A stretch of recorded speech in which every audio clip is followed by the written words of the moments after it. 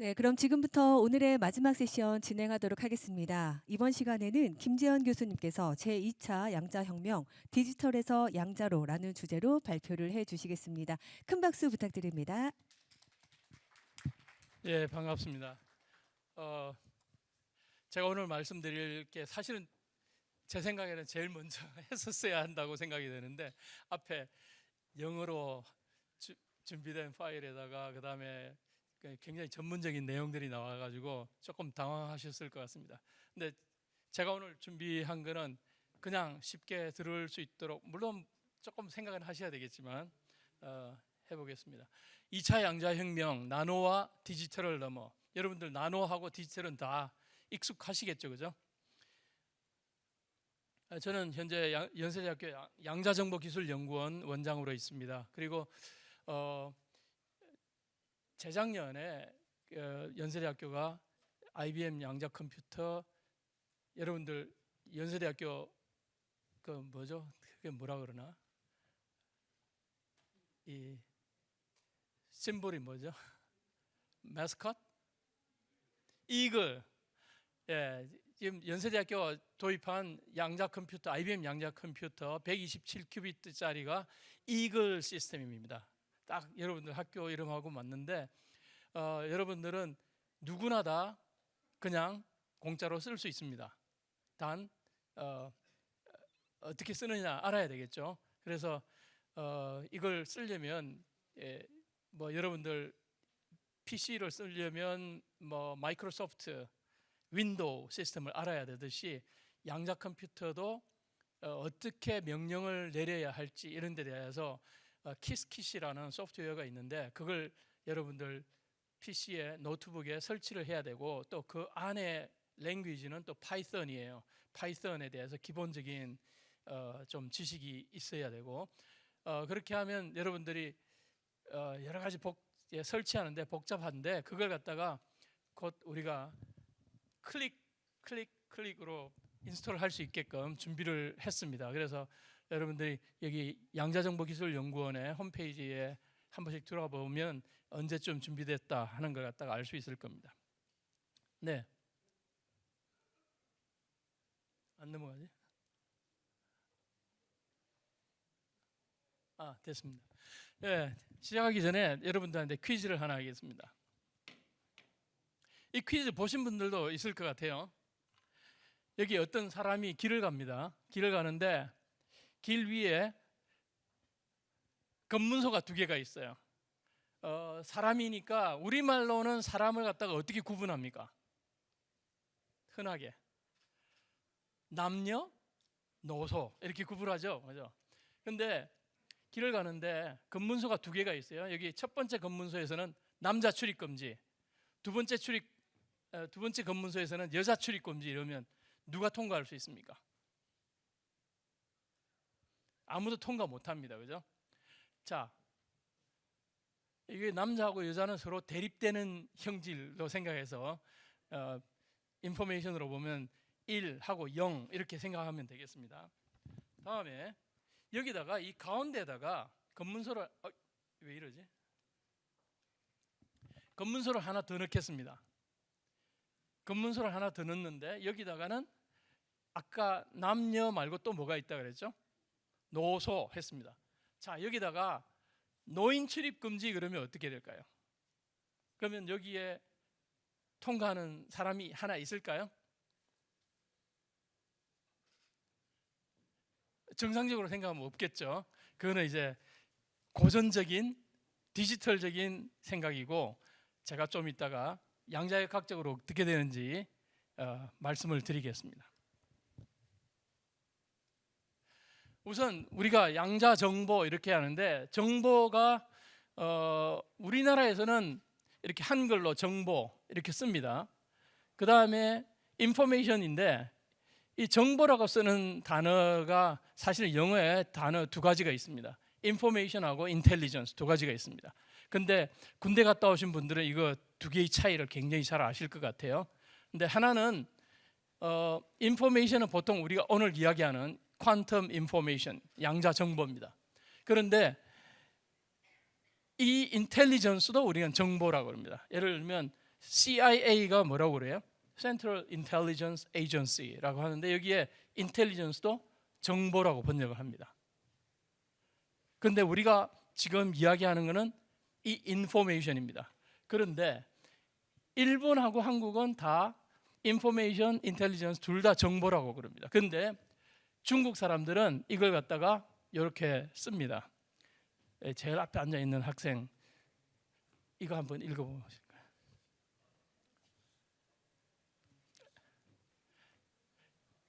예, 신식입니다. 숨쉴 식 또는 소식 할 때 식 이겁니다. 그 다음에 대만에서는 또 다르겠습니다. 같은 학생한테 물어볼게요. 예, 자신이라고 합니다. 이건 자원할 때 자자, 데이터 또 이렇게 하죠. 신자는 캐물을 신입니다. 뭐 어디 붙잡혀 가면 막 신문 받는다 그러죠, 그죠? 그런 겁니다. 그런데 인포메이션은 중국에서는 신식이라고 그러고 만약에 정보라고 징바오라고 하면은 이거는 중국에서는 스파이 행위에 관련된 거라고 생각합니다. 그래서 북경에 가면은 북경 북서부 쪽으로 대학교 칭화대, 북경대 그다음에 여러 연구소들이 있는데 거기에 가면 길이 하나 나 있는데 신식로라고 써놨습니다. 이거는 인포메이션 스트리트라는 뜻입니다. 자, 그다음에 또 우리가 고전 정보, 디지털 정보에서는 단위가 비트라고 합니다. 비트는 이 단어가 뭐 다른 단어도 있죠. A bit of something 그러면 조금이라는 뜻이 됩니다. 그런데 여기서는 바이너리 디짓, 이진수라는 뜻입니다. 그러니까 0 또는 1.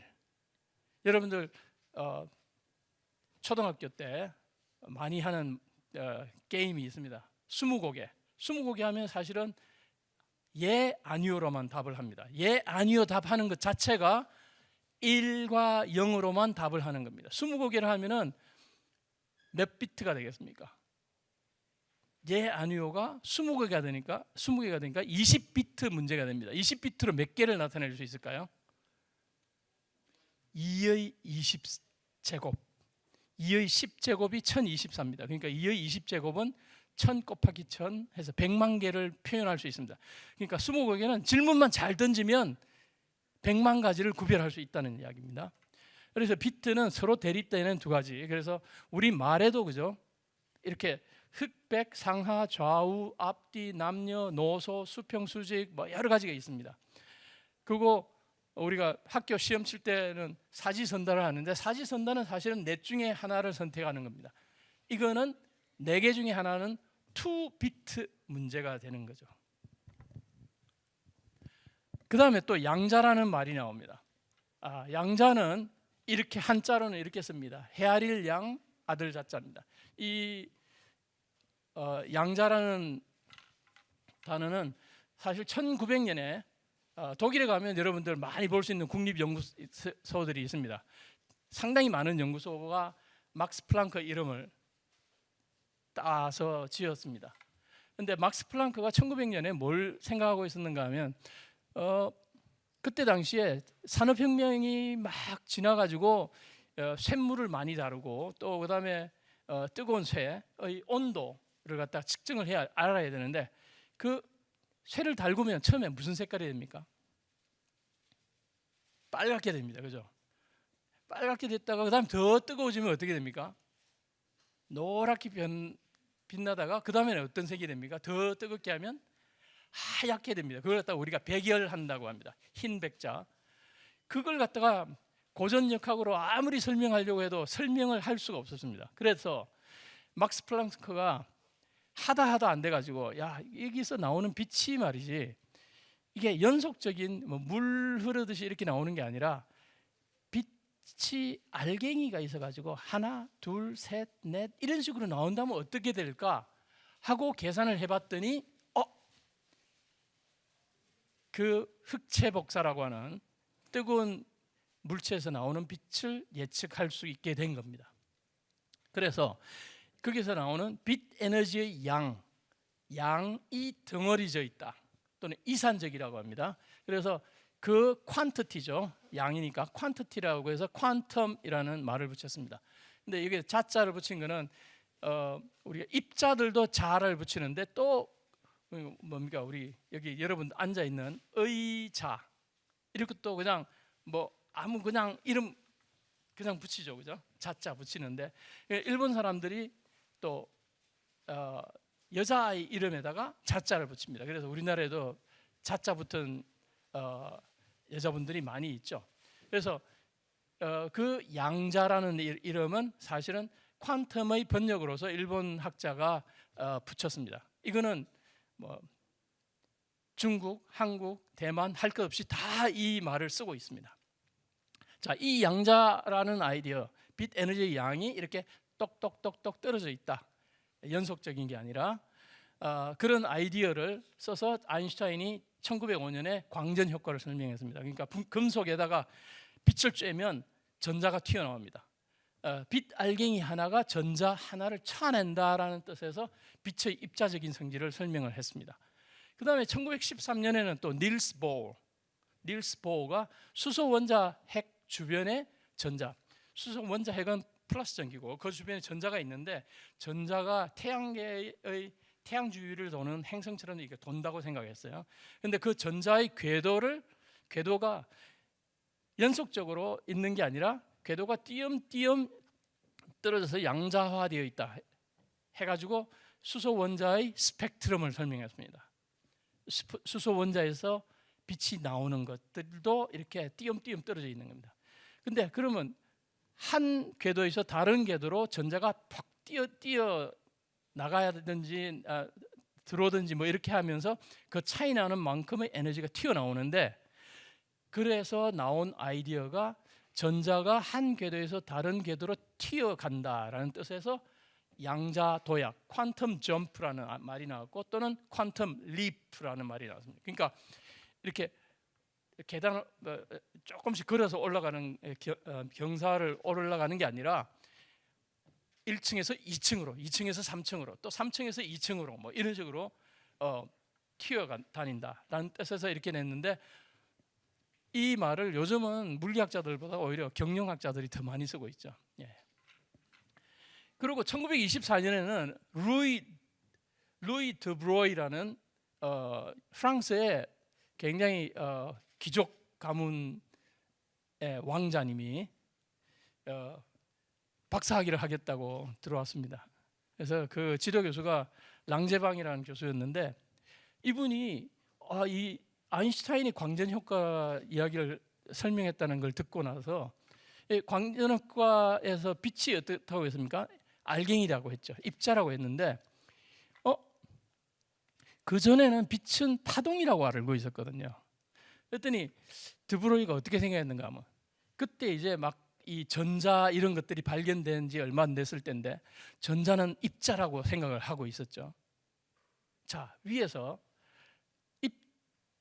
파동이라고 생각했던 게 입자적인 성질을 가지니까 발상의 전환을 해가지고 드브로이 왕자님은 그러면 혹시 요새 이야기가 되고 있는 전자, 입자라고 알고 있는 게 이게 파동적인 성질을 갖고 있지 않을까?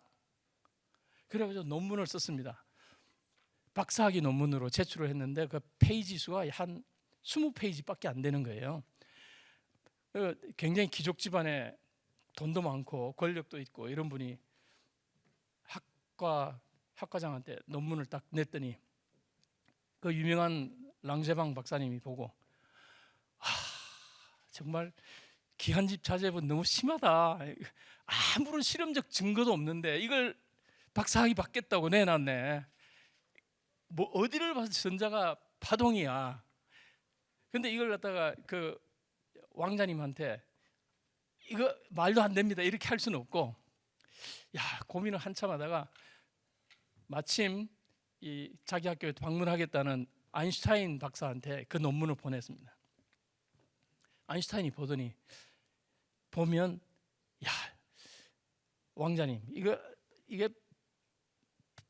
박사학위 논문 하기 좀 어렵겠습니다 이렇게 면만해주면 아무리 지가 귀족이라도 그만두겠지 했는데, 아인슈타인이 그 논문을 받아들더니 보고 나서 와, 이거야말로 정말 이번 세기가 번쩍 놀랄 훌륭한 논문이다 하는 바람에 논문을 박사학위를 줬어요. 그래서 이게 물질파 가설이라고 합니다. 전자가 우리는 입자라고 알고 있었는데 파동이라는 거죠. 그리고 이게 얼마 뒤에 실험으로 확인이 되고 30년경에 노벨상을 받았습니다. 20페이지짜리 이론 논문으로 황당한 그런 경우도 있습니다. 그리고 1925년에는 하이젠베르크가 수소 원자의 모형을 개선을 했습니다. 여기서는 닐스 보어가 이렇게 전자가 이렇게 핵 주위를 뱅빙 돈다 뭐 이렇게 했는데, 여기에서는 좀 다른 식으로 접근했는데 그 재일 수 있는 측정 가능한 물리량들만 가지고 숫자를 배열을 해가지고 행렬을 만들었습니다. 이거 만들었을 때 하이젠베르크는 행렬에 대해서 몰랐습니다. 행렬에 대해서 몰랐는데 숫자를 이렇게 쭉 배열을 해놓고 나서 보니까 보른이라는 아저씨가 보더니 하이젠베르크 그거 요새 수학자들이 요새 공부하는 행렬이라는 거야. 그래가지고 행렬역학이 탄생했습니다. 이때가 1925년이고 이때가 지금으로부터 100년 전이고, 그래서 지금 International Year of Quantum Science and Technology를 기념하는 해가 올해가 된 겁니다. 1926년에는 슈레딩거가 세미나에 가서 이 드브로이 물질파에 대해서 설명을 했습니다. 이런 세미나겠죠. 했더니 청중 중에서 여러분들도 질문을 하셔야 돼요. 슈레딩거한테 청중 중에서 누가 손들더니 슈레딩거 박사님, 그러면 이게 전자가 파동이라 그러면 그게 파동이면 파동 방정식이 있을 텐데 그거는 어떻게 씁니까? 그랬더니 슈레딩거 그건 생각해 본 적이 없는데. 그 질문을 듣고 나서 이제 집에 가가지고 이제 열심히 써가지고 나온 게 슈레딩거 방정식이 됐습니다. 그래서 이분이 나중에 노벨상을 받죠. 그 다음에 1927년에는 하이젠베르크가 불확정성 원리를 발견했습니다. 여러분들 많이 들어보셨던 불확정성 원리입니다. 그래서 올해를 IYQ 2025, 여기 International Year of Quantum Science and Technology. 여기 영어를 써놓은 거 보니까 갑자기 하나 제가 홍보를 해야 될 게 생각나는데, 작년에 여기 연세대학교 학부 학생들 여러 사람이 양자 정보에 대한 공부를 같이 해보자 해가지고 만든 동아리가 있습니다. QIYA라고 Quantum Information Quantum Information A 아니다. Quantum Information 뭐더라?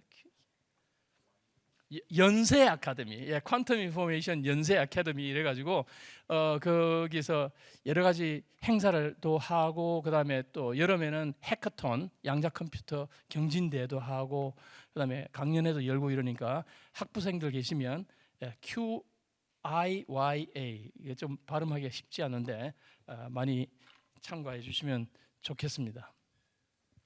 자, 이 양자역학이 이렇게 발전하고 있었는데 하이젠베르크가 이야기한 그 1925년부터 27년 사이에 수많은 일이 일어났는데, 그때 가장 중요한 문제가 보어하고 아인슈타인의 대격돌이 있었다는 겁니다. 아인슈타인은 아까 말씀드렸듯이 양자역학 처음 만들어질 때 굉장히 큰 컨트리뷰션을 했습니다. 광전 효과를 설명했죠. 실제로 특수상대성 이론도 하고, 그 다음에 브라운 운동 뭐 이런 것도 했지만, 아인슈타인이 노벨상을 받은 것은 정작 광전 효과입니다. 보어는 하이젠베르크의 스승의 선생님이었습니다, 말하자면. 자, 여기서 뭐가 문제가 됐느냐? 우리가 마치 여러분들 어떤 물체 또는 물건을 표현하려면 어떻게 합니까? 숫자 하나 내지는 숫자 여러 개로 표현을 해야 되겠죠. 그걸 갖다가 양자 상태는 또 여러 개의 숫자를 가지고 표현을 할 겁니다. 근데 그 숫자가 표현하는 게 뭐냐면 어떤 양자 상태라는 것은 측정을 했을 때 나올 수 있는 여러 가지 양들 중에서 여러 가능성의 기본 상태가 겹쳐져 있다. 이걸 갖다가 그래서 중첩이라고 그럽니다. 여기 여러분 이 글자 한번 보십시오.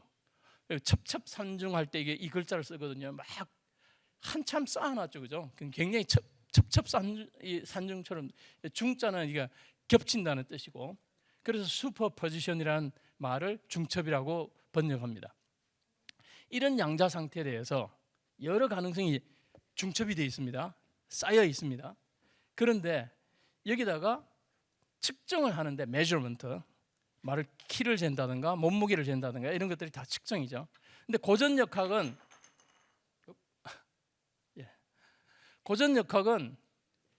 측정에 의해서 뭐가 달라지지가 않습니다. 고전역학에서는 측정한다는 것은 이미 정해져 있는 양을 읽어낼 따름입니다. 그런데 양자역학에서는 이렇게 여러 개가 중첩이 되어 있는데 측정을 하면 그 중첩된 여러 가능성 중에서 하나가 확률적으로 정해집니다.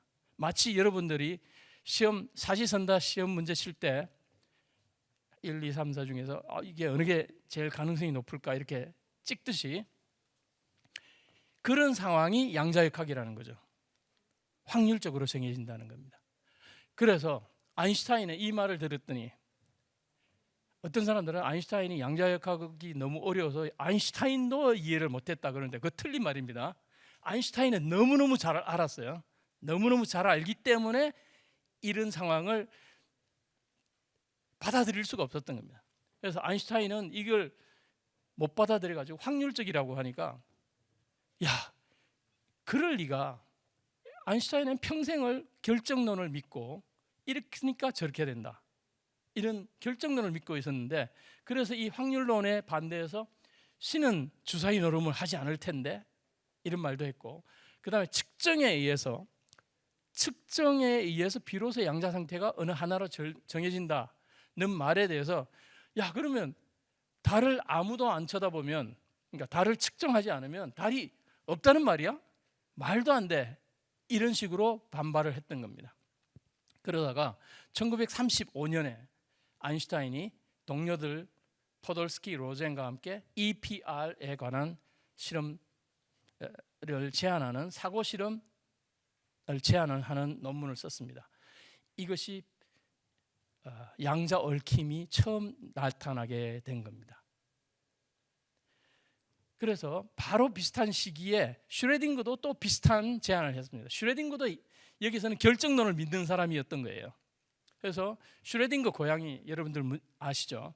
슈레딩거 고양이를 보면은 보통 사람들이 그냥 살아있는 고양이와 죽은 고양이가 중첩돼 있다 하는데 맞는 말이기도 하고 조금 부족한 게 있습니다. 왜냐하면은 슈레딩거 고양이는 그 셋 안에, 박스 안에 방사성 동위원소가 있고, 그 다음에 방사성 동위원소가 붕괴했는지 거기서 나오는 알파 입자가 디텍트 되는지를 보는 가이거 계수기가 있고, 가이거 계수기가 끄르륵거리면 그걸로 인해서 망치를 움직이고, 망치가 옆에 있는 독가스병을 딱 때리고, 그럼 독가스가 나와가지고 독가스에 중독이 돼서 고양이가 죽는 그 한 세트가 있고, 그 다음에 방사성 동위원소가 붕괴되지 않고 가이거 계수기도 안 움직이고 다른 멀쩡하게 다 있고 고양이도 그대로 살아있는 그런 경우, 두 가지 가능성이 중첩이 되어 있는 겁니다.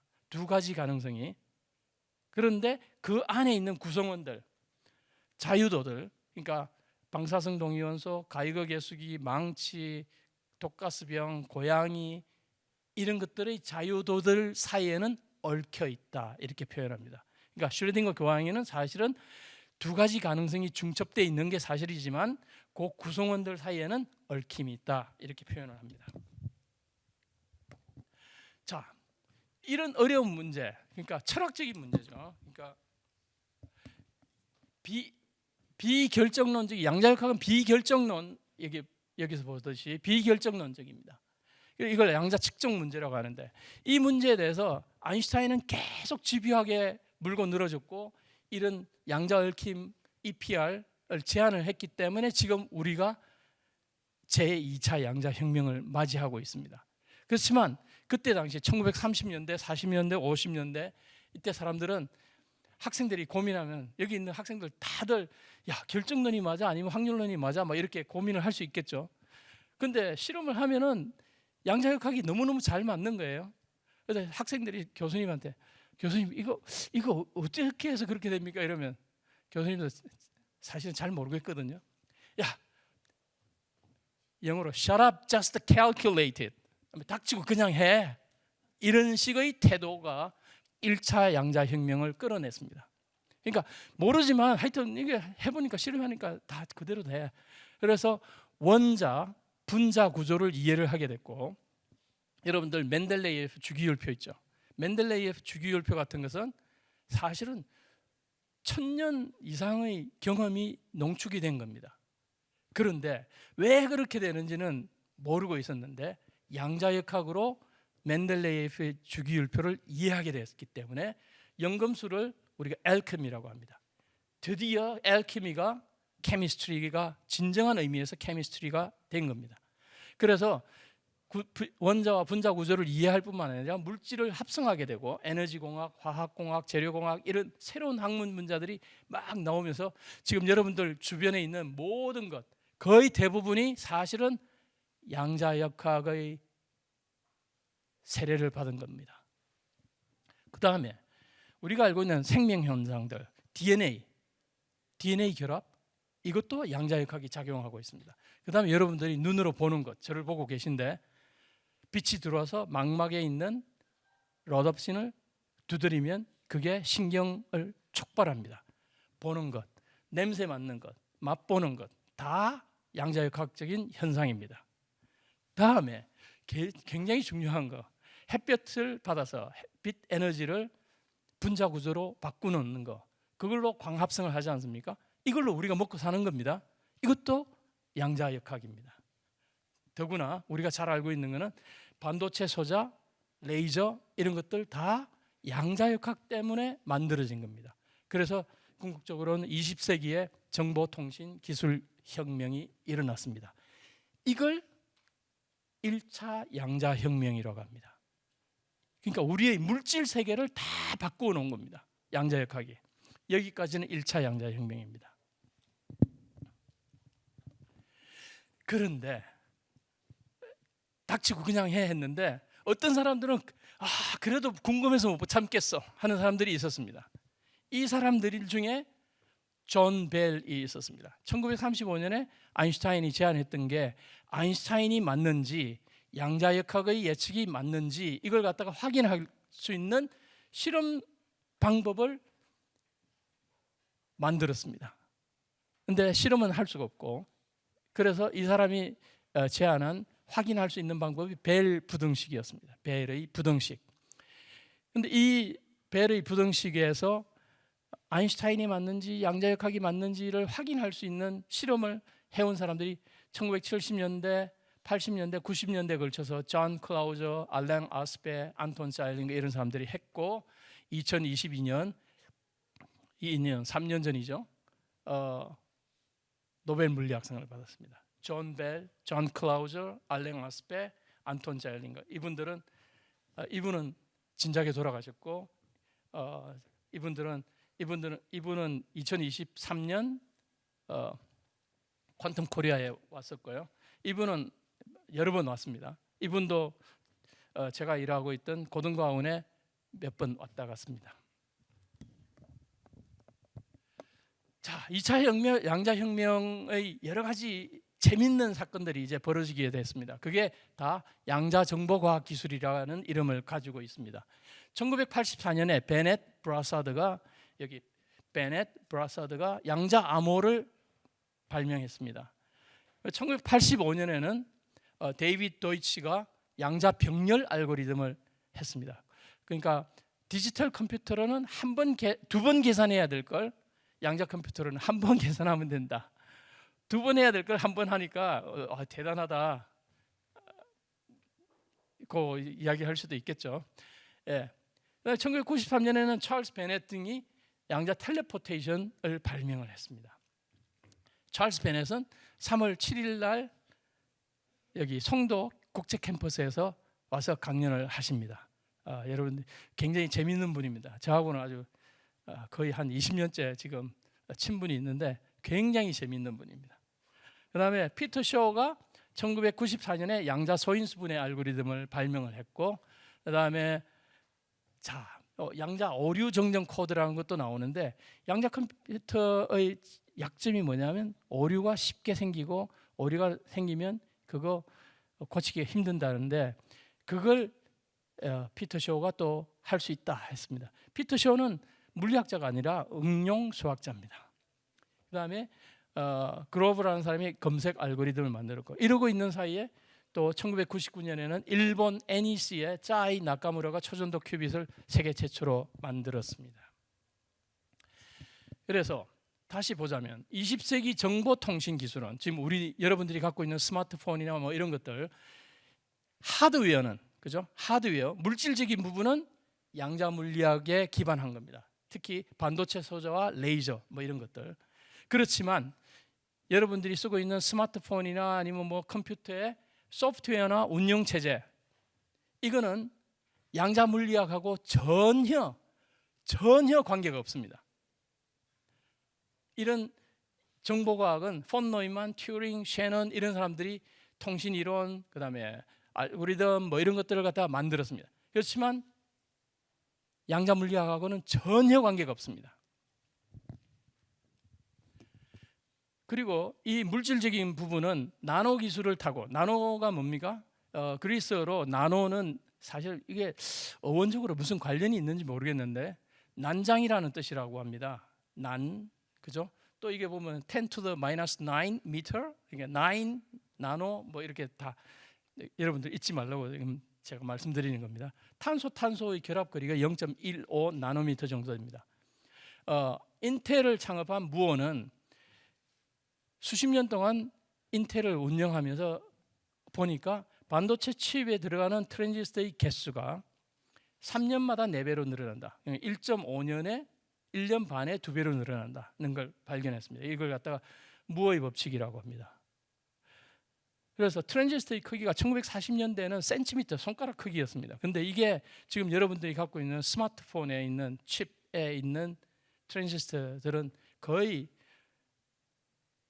수 나노미터 수준까지 내려왔습니다. 그런데 우리가 발전시킨 1차 양자혁명에서 나노 정보 기술은 한계가 있습니다. 원자 사이의 거리가 수 나노미터 이하로 되면은 양자 물리학이 지배하는 미시 세계가 들어가게 되고, 그러면 아까 말씀드린 하이젠베르크의 양자 불확정성 원리가 중요해집니다. 그러면 비트 구분이 불분명해집니다. 불확정성 때문에. 근데 여러분들 우리말 하면 어떻게 합니까? 이야기하다 보면은 말을 중간에 끊고 뭐라고 그러면 끝까지 들어보란 말이야 그러잖아요. 그죠? 근데 왜 그렇습니까? 말을 뭐라고 해가지고 끝에 가가지고 하는 게 아니고 하면은 그냥 다 뒤집습니다. 그죠? 이렇게 비트가 0이냐 아니냐 1이냐 하는 거가 디지털 정보 처리에는 치명적이게 됩니다. 이게 무어 법칙의 끝이고 나노의 한계입니다. 그래서 원래는 1990년대는 이 반도체 로드맵을 보면 2020년경이면 이제 CMOS 테크놀로지, 나노 기술로 반도체 개발하는 것은 이제 거의 끝난다라고 생각을 했습니다. 근데 아직까지 그 운명을 이어가고 있죠. 그런데 이런 양자 물리 현상을 소극적으로 피하지 말고 오히려 양자 물리학을 적극적으로 활용해서 더 나은 걸 해보자 하는 게 양자 정보 과학 기술입니다. 그래서 정리하자면 처음에는 양자 물리학으로 만들어진 하드웨어에다가 디지털 정보를 담았습니다.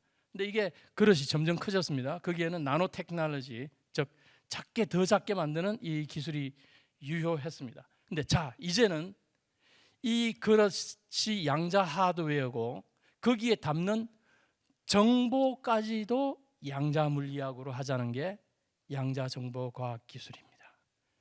정보까지도 이제는 디지털 정보가 아니라 양자 정보를 담겠다는 겁니다. 그래서 양자, 나노와 디지털을 넘어가는 겁니다. 양자 물리학은 우리가 알고 있는 한 물질의 궁극적 원리입니다. 그렇다면 궁극적 기술이 나온다면 당연히 양자 물리학이 쓰여야 될 겁니다. 그래서 20세기에는 양자 물리학의 하드웨어 원리로 쓰였는데 이제 원리적 한계에 도달하고 있고, 정보 이론은 양자 물리학하고 관계없이 소프트웨어나 운영 체제를 만들었습니다. 근데 이제 이게 양자 정보 과학에서는 하드웨어나 소프트웨어나 운영 체제 모두에 양자 물리학이 쓰이게 되고, 이렇게 함으로써 새로운 형태의 정보통신 기술이 나오는데, 그걸로 양자 컴퓨터, 양자 암호, 양자 텔레포테이션, 양자 센서, 양자 계측, 양자 이미징 등 새로운 기술들이 막 쏟아져 나옵니다. 근데 여러분들은 대부분 다 아마 양자 컴퓨터에 대해서 많이 들어보셨을 거고, 양자 암호에 대해서 좀 많이 들어보셨을 겁니다. 자, 양자 컴퓨터는 우선 디지털 컴퓨터는 말이죠, 비트를 씁니다. 그런데 비트가 n개가 있으면 아까도 말씀드린 것 같이 20개에서 이제 20비트는 몇 가지를 나타낼 수 있다 그랬죠? 2의 20제곱, 100만 가지 넘게 나타낼 수 있다 그랬죠? 그러니까 n개의 비트가 있으면 2의 n제곱개 가지를 구현할 수 있습니다. 그런데 이걸 한꺼번에 다 할 수 있는 게 아니라 한 번에 하나씩, 그러니까 2의 n제곱번 반복 계산을 해야 됩니다. 이거 어마어마하게 시간이 많이 걸리겠죠. 컴퓨터가 많이 빨라졌기 때문에 그나마 나은 겁니다. 그 다음에 컴퓨터들을 여러 대를 쓰면 기껏 해야 선형 변열 계산이 가능합니다. 그러니까 컴퓨터를 100대를 쓰면 100배 빨라지면 아주 잘 된 거고, 보통은 한 10배, 20배 정도 빨라집니다. 문제에 따라서요. 여기 앉아 계신 조은성 박사님하고 저는 삼성종합기술원에서 이 병렬 컴퓨터를 갖고 일을 한 30년 전에 했습니다. 근데 이거는 해봤자 선형적으로 병렬입니다. 그러니까 컴퓨터 대수가 100배가 되면은 기껏해야 100배 빨라집니다. 자, 이제 큐비트를 쓰는 양자 컴퓨터에서는 0과 1을 동시에 나타낼 수 있습니다. 그럼 n개의 큐비트는 2의 n승계의 상태가 중첩된 상태를 한꺼번에 구현할 수가 있습니다. 그러니까 20개를 한다 그러면 100만 가지 이상이 한꺼번에 레지스터에 올라간다는 이야기입니다. 즉 지수함수적인 병렬 계산이 됩니다. 이거는 선형계라 했죠. 지수함수적인 병렬 계산이 가능하고, 이걸 갖다가 양자 병렬성, 퀀텀 패럴렐리즘이라고 합니다. 이 이야기를 제일 먼저 한 사람이 아까 데이비드 도이치, 양자 알고리즘, 병렬 알고리즘 한. 그런데 디지털 컴퓨터는 말이죠, 계산한 걸 갖다 다 끄집어내서 볼 수 있습니다. 그렇지만 양자 컴퓨터는 이 계산된 2의 n승계의 상태를 다 들여다볼 수가 없습니다. 왜냐하면 양자 컴퓨터에서는 양자 상태를 읽어야 되는데 여기에 큐비트가 n개뿐이거든요. n개밖에 안 나오는 겁니다. 2의 n승계를 다 끄집어낼 수가 없어요. 그래서 양자 알고리즘을 또 기가 막히게 아주 스마트하게 해야지 이 양자 컴퓨터를 활용할 수 있는 겁니다.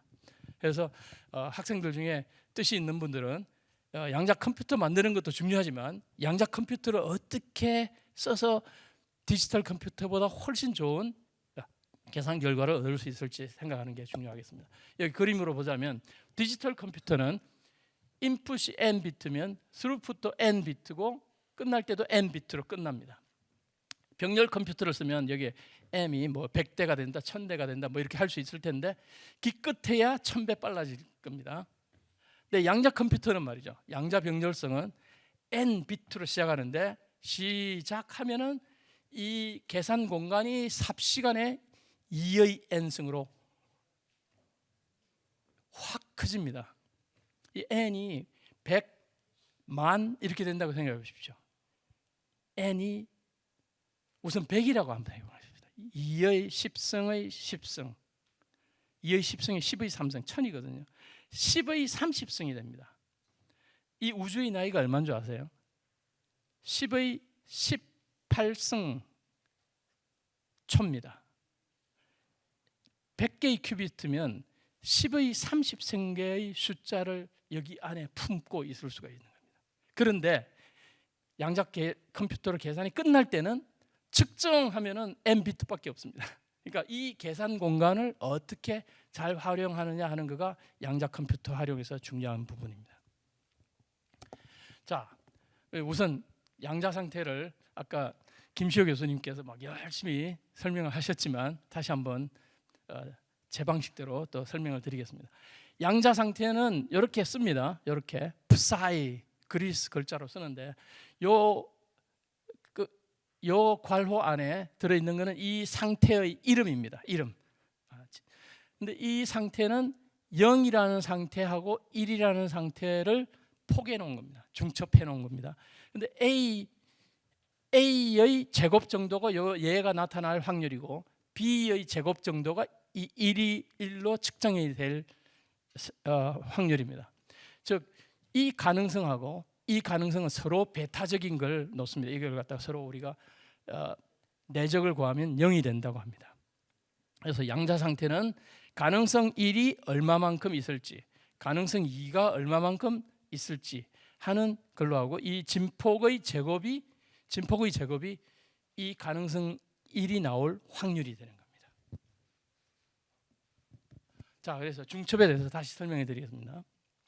자유도가 하나일 때는 하나뿐이다. 하나뿐일 때는 얘가 0일 상태에 있을 경우 1의 상태에 있을 경우들이 중첩이 되어 있습니다. 자, 자유도가 두 개가 있다. 그럼 여기 두 개가 있습니다. A하고 B. 자, 이게 바로 아까 EPR 아인슈타인이 생각했던 그런 상태라고 할 수 있는데 두 개의 자유도가 있습니다. 근데 한 가지 가능성은 A가 업스핀이고 B가 다운스핀인 경우, 이런 경우도 있고 A가 다운스핀이고 B가 업스핀인 경우, 이 두 가지 경우 가능성밖에 없다고 하자면 사실은 네 가지 경우가 가능하겠죠, 그죠? 업, 다운, 다운, 업, 다운, 다운, 업, 네 가지 경우가 가능할 텐데 여기서는 이런 가능성 두 개만 가지고 중첩을 만들었다. 이러면 요거는 A만의 함수, B만의 함수로 쓸 수가 없습니다. 이런 걸 갖다가 우리가 얽힘이라고 합니다. 즉 A의 상태가 업이 되면은 이 가능성은 벌써 사라집니다. 두 번째 가능성. 그럼 A가 업으로 되면은 B는 자동적으로 다운입니다. 그래서 이 얽힘에서는 한쪽을 측정하면 다른 쪽의 정보를 얻을 수가 있습니다. 이런 걸 갖다가 우리가 얽힘이라고 그러고 양자 상관성 이런 말, 퀀텀 코렐레이션 이런 말로도 표현을 합니다. 자유도가 3개가 되면 또 더 복잡해집니다. 더 복잡해지는데 이걸 갖다가 GHZ 스테이트라고 하는데 이거 기가헤르츠가 아니라 예, 여기에 요 G는 그린버그, horn, 자일링거 이분들이 수십 년 전에 이런 것들을 연구를 했습니다.